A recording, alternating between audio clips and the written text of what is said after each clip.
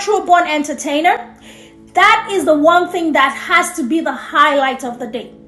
You have to allow that one thing to shine through. When someone asks you, Torian, why are you a good fit for this role? Why are you a good fit as a business entertainer? Maybe like a business entertainment analyst. I'm just making stuff up, whatever position you're applying for, right? You can easily introduce yourself and say, hey, all my life, I have had the knack for entertaining people. You can even cite a simple scenario. Maybe while you were in high school, you were always able to put together some events or just be able to entertain your friends or even in your family or your church, wherever, that you have had the opportunity to showcase that personality type, that skill set, that unique thing about you, that everyone is able to identify that, oh, Torian is an entertainer.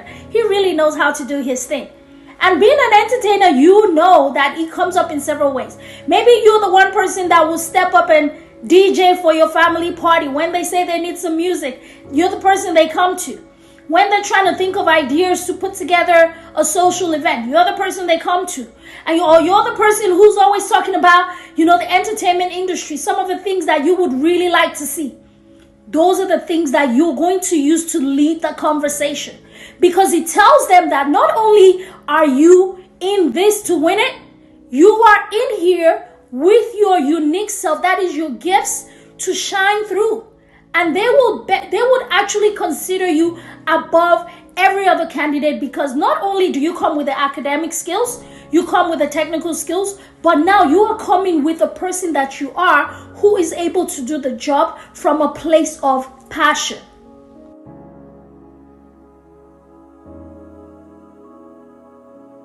Right. So let's look at engineering, right? All of my other engineering bros right here. All of you guys are engineering people, mechanical, I don't even know whatever type of engineering, it doesn't matter.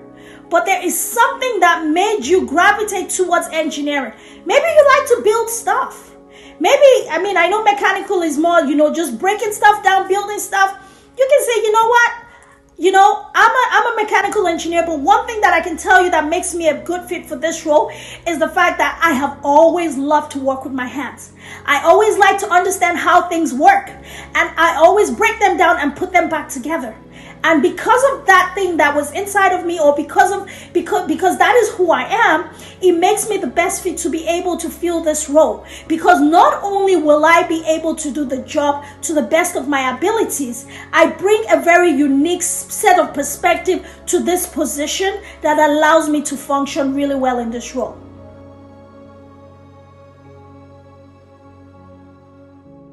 All of you gave very good feedback. However, those are not your unique skill sets. Ability to learn, motivation, inspiration, all of those things are great. They're great qualities to have. Everybody who's getting out there, whether you're in business for yourself, whether you're working for someone, you need to have those skills. However, those are not your unique skills. Those are not your unique proposition value. Those are things that everyone needs to have. So when I look at Victor, what is one thing that is so easy for you to do, that you can do it in your sleep, you love to do it, and you could do it all the time? What is one thing? For me, I would tell you mine, but I don't want to give it away. I want you guys to really think, and that way you can come up with it yourself. So now it becomes natural for you to start your thought process from that place. Every single time you're sitting in front of someone, that is the one thing that you're going to consciously and unconsciously or subconsciously allow to shine through. So what is one thing that you really love to do, that you know how to do it, but it comes easy for you? Not everybody else might think it's a big deal, but what is that one thing? I think I asked Victor, and everyone is going to share with me that one thing. So I need you to start thinking about it. And I'm very, very sure and confident, don't worry, no pressure, that you already know what that is.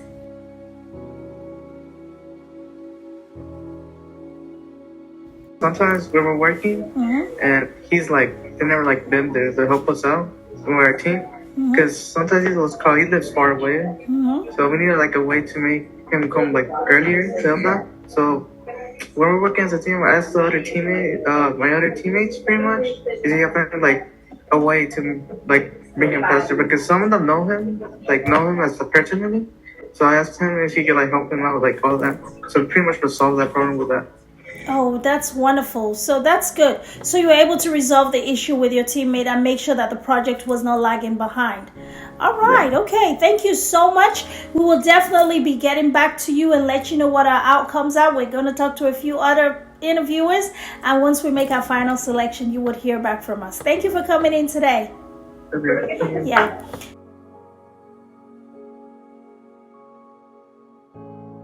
Every industry right now is big on technology, is big on AI, is big on advanced technology. So you guys, when you step in and you talk to your interview, you'll be like, yeah, while you're introducing yourself, while you're talking about these things, like, yeah, not only do I have a passion for this industry, but I'm also able to employ the necessary technology and I'm able to quickly learn.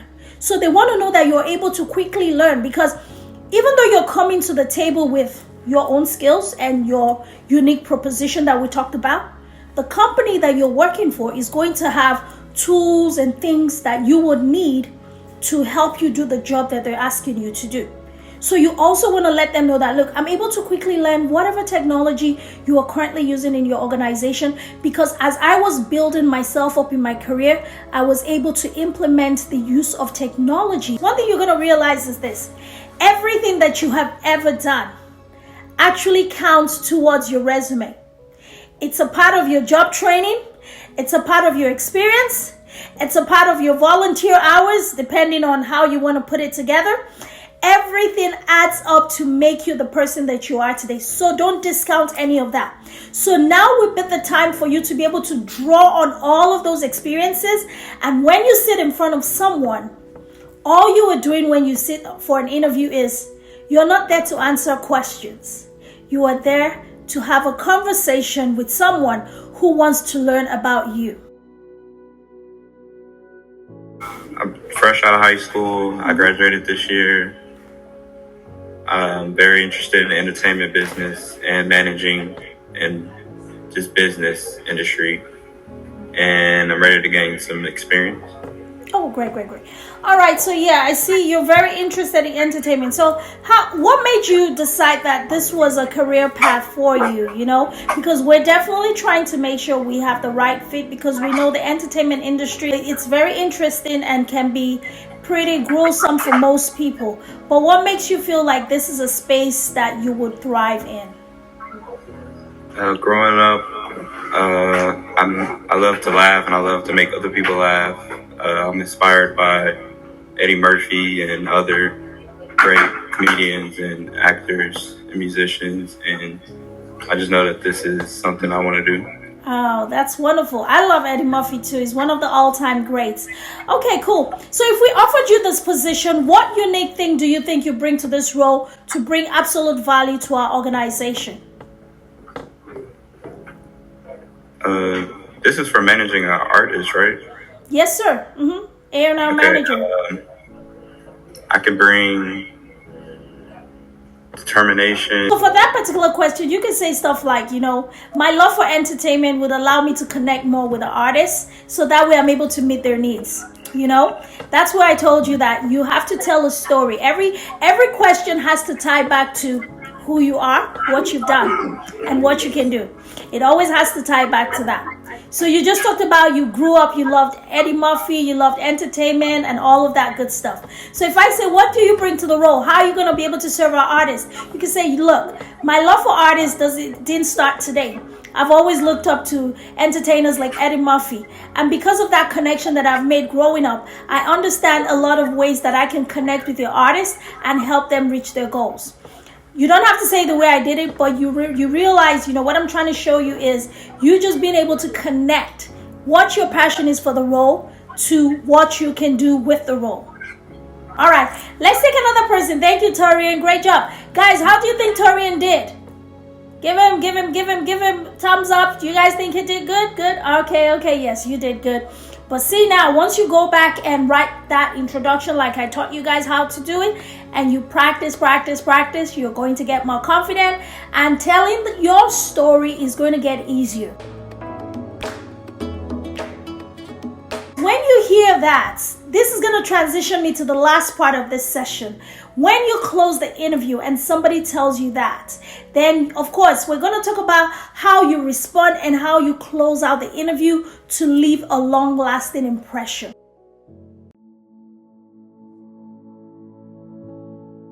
And how you're able to work in teams, because that's something that people want to know. Can you come in here and get into the grind and work with everyone and not cause chaos? Now we're going to get to winding down the interview, to closing it out very strong and leaving a lasting impression on your interviewers. So here are some things that you could do to leave an impression on their mind. So for me, generally, because, once, someone does that and they're about to leave, you're like, oh, thank you so much for your time. It's been a pleasure coming in here today. One thing that I know is I am the right person for the job. And I believe from our conversation, you also can agree that I am the right person to fit this role. So when can I look forward to an offer letter? That is going to be presumptuous, yes. And the interviewer is probably going to tell you, oh, no, we still have a few candidates to interview. But that registers your confidence in how you have delivered. Even if you feel like you haven't done so great, you want to always leave that place on a very high note. You always want to leave with a memorable impression in their minds. That is one way, not the only way, one way to leave an interview. Say, hi, it's been a pleasure speaking with you. It's been a pleasure interviewing with you today. I've learned a lot about the company, and I believe that I am the best fit for this role. And I know, based on our conversation, that you know that I'm also the best fit. So basically, you're telling them what they think they should know. You're like you're planting that seed in their awareness. Like, you already know I'm the best fit. So when can I look forward to an offer letter? You say that sounding presumptuous, but then it allows the interviewer to remember you like, he's confident. Like, he must really think he's all that and a bag of chips. But you don't say it in a rude and cocky way. You say it in a nice, friendly way to say, hey, look, I know I did good. You know I did good. When can we get started working together? There's so many other ways to close it out. Like, hey, thank you so much for your amazing feedback. And I look forward to hearing back from you soon. And I'm excited to be a part of this company. That's another option, right? You tell them, you thank them for interviewing with you. You let them know you had a great time, talking to them and spending time with them. And then you let them know, hey, I am positive about the outcome that I'm going to get. I am looking forward to starting my role here. That's another way to close it out.